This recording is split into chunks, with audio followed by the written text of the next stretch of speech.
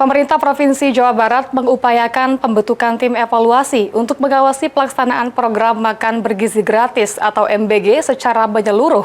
Pengawasan mencakup rantai suplai bahan pangan, proses memasak, hingga pemeriksaan kelayakan makanan sebelum disajikan kepada siswa.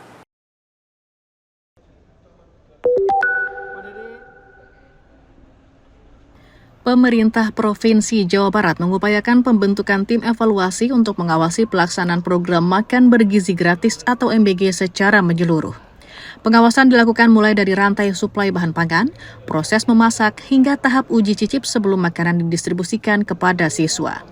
Gubernur Jawa Barat Deddy Mulyadi usai rapat koordinasi program strategis nasional makan bergizi gratis di Balai Pakuan Pajajaran, Kota Bogor, Jawa Barat pada Senin 29 September menegaskan yang melakukan uji cicip bukanlah guru, melainkan tim khusus yang dibentuk untuk memeriksa kelayakan pangan.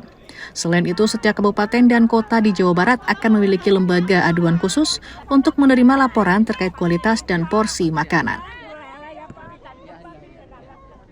Tugasnya adalah mengevaluasi seluruh pelaksanaan kegiatan dari penyiapan bahan baku, proses masak-memasaknya, jam masaknya, pengiriman bahannya, sampai mencicipi.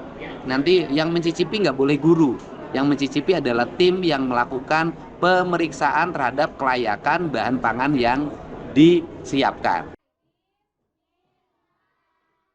Deddy mengatakan Pemprov Jabar juga mengusulkan agar untuk sekolah dengan jumlah siswa di atas 1.000 orang dibangun dapur mandiri dan dikelola bersama orang tua siswa sebagai relawan. Dari Kota Bogor, Jawa Barat, Fazar Ilham, Kantor Berita Antara mewartakan.